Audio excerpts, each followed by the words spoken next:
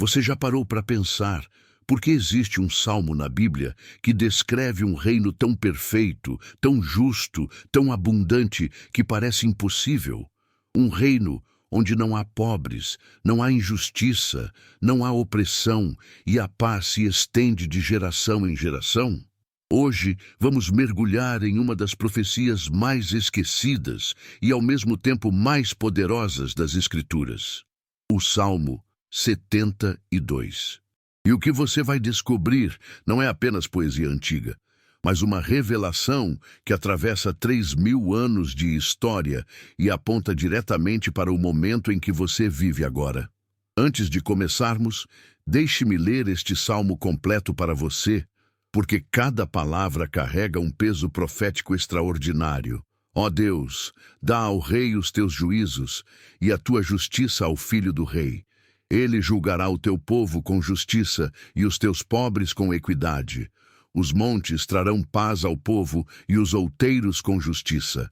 Julgará os aflitos do povo, salvará os filhos do necessitado e esmagará o opressor. Temer-te-ão enquanto durar o sol e a lua, de geração em geração. Descerá como a chuva sobre a erva ceifada, como os chuveiros que regam a terra. Nos seus dias florescerá o justo, e abundância de paz haverá enquanto durar a lua. Dominará de mar a mar, e desde o rio até os confins da terra. Aqueles que habitam no deserto se inclinarão diante dele, e os seus inimigos lamberão o pó. Os reis de Tarsis e das ilhas trarão presentes. Os reis de Sabá e de Sebá oferecerão dons. E todos os reis se prostrarão perante ele. Todas as nações o servirão. Porque ele livrará ao necessitado quando clamar, como também ao aflito e ao que não tem quem o ajude. Compadecer-se-á do pobre e do necessitado e salvará as almas dos necessitados. Libertará as suas almas do engano e da violência, e precioso será o seu sangue aos olhos dele. E viverá, e se lhe dará do ouro de Sabá, e continuamente se fará por ele oração, e todos os dias o louvarão.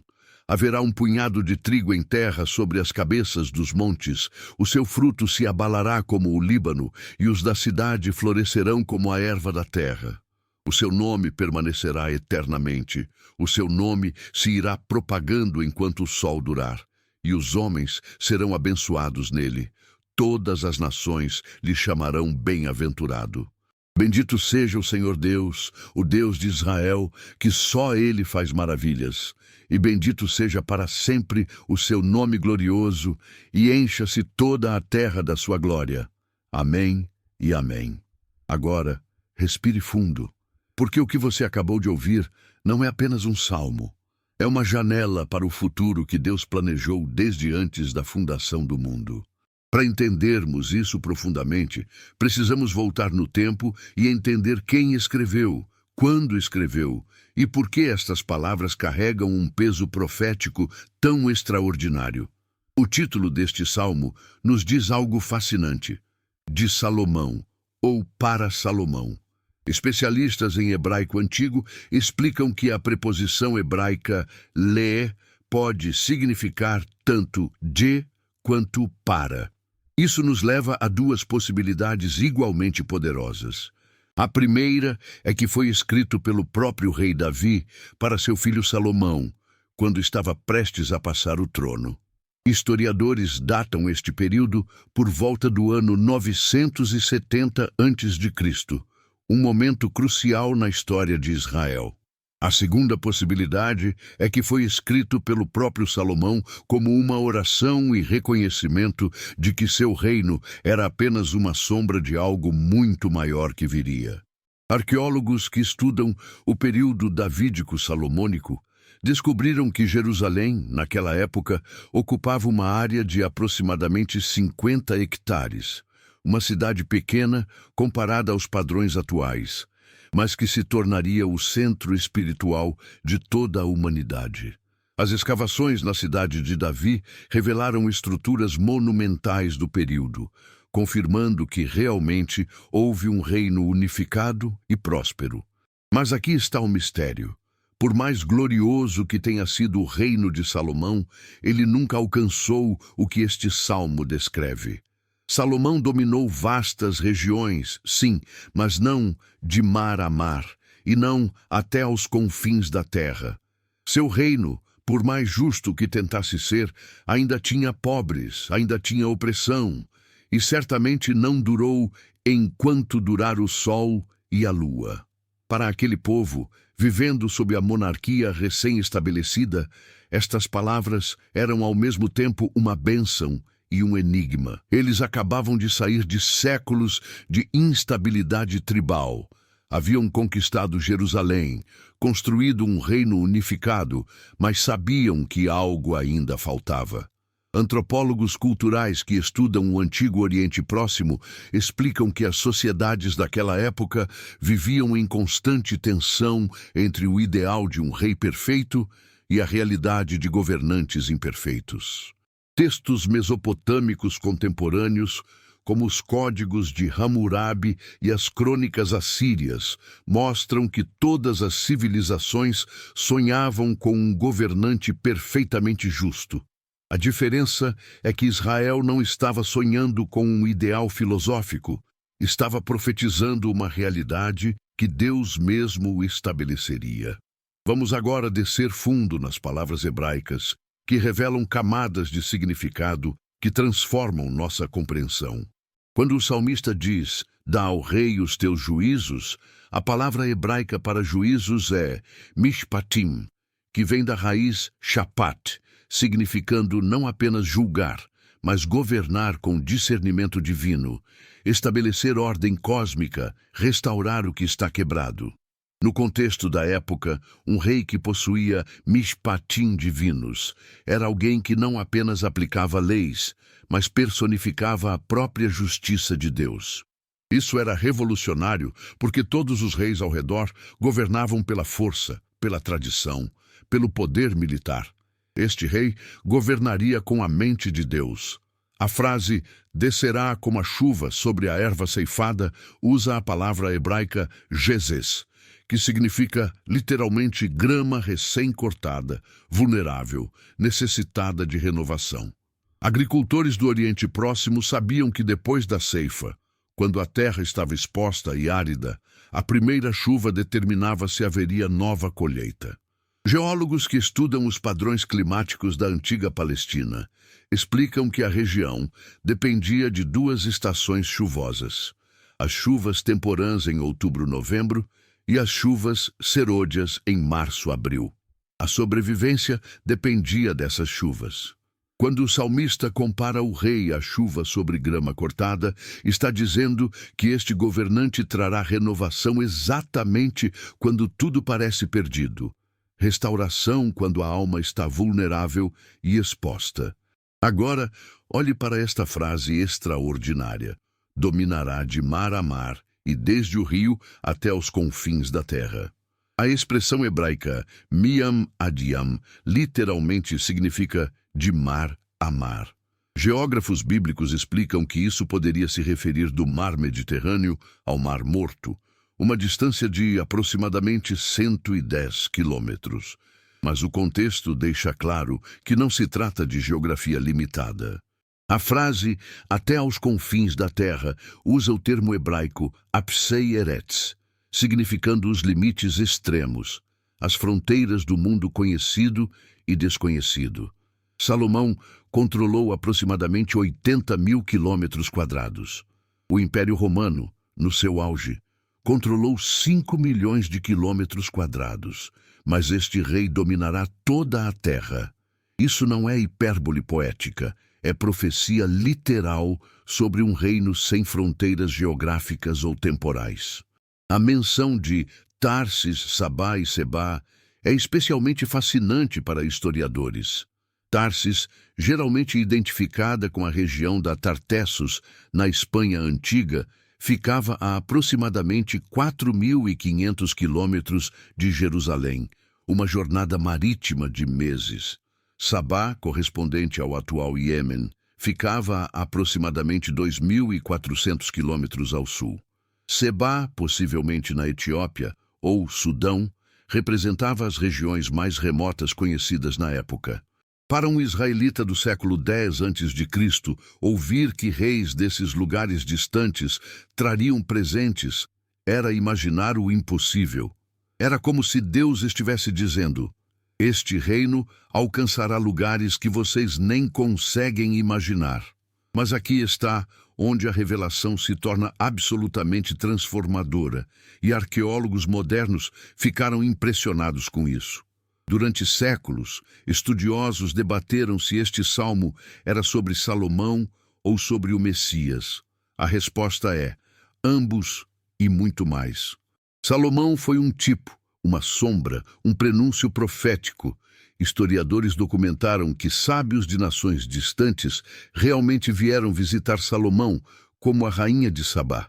Mas o cumprimento parcial no reino de Salomão apenas apontava para o cumprimento completo e final em Cristo e seu reino eterno. A palavra Messias vem do hebraico Mashiach, significando ungido. No Novo Testamento, este título é traduzido para o grego como Christus, de onde vem nossa palavra Cristo. Quando o Salmo 72 fala do rei, não está apenas descrevendo qualquer governante. Linguistas hebraicos apontam que a frase "o filho do rei", no versículo 1, usa uma construção que enfatiza a continuidade dinástica, mas também sugere algo mais profundo: o filho por excelência, aquele que personifica perfeitamente tudo que o Pai é. Vamos agora conectar isso com o que o Novo Testamento revela. Quando Jesus nasceu em Belém, Mateus nos conta que magos do Oriente vieram adorá-lo trazendo ouro, incenso e mirra. Isso não foi coincidência, foi cumprimento direto do Salmo 72, versículo 10. Os reis de Tarsis e das ilhas trarão presentes. Os reis de Sabá e de Sebá oferecerão dons. Estudiosos do Novo Testamento explicam que Mateus, escrevendo para uma audiência judaica, estava deliberadamente conectando Jesus ao Salmo 72, mostrando que o rei profetizado havia finalmente chegado. Quando Jesus iniciou seu ministério, ele proclamou: o tempo está cumprido e o reino de Deus está próximo. A palavra grega engiken significa não apenas próximo, no sentido de futuro distante, mas chegou, está aqui, está ao alcance. Jesus estava declarando que o reino profetizado no Salmo 72 havia invadido a história humana. E olhe o que ele fez. Curou os doentes, libertou os oprimidos, defendeu os pobres, confrontou os poderosos, proclamou justiça. Cada ação era uma demonstração parcial do reino que um dia será estabelecido plenamente. A frase "o seu sangue será precioso aos olhos dele" ganha um significado arrepiante à luz da cruz. A palavra hebraica yakar significa não apenas precioso, mas raro, valioso além de medida, digno de toda honra.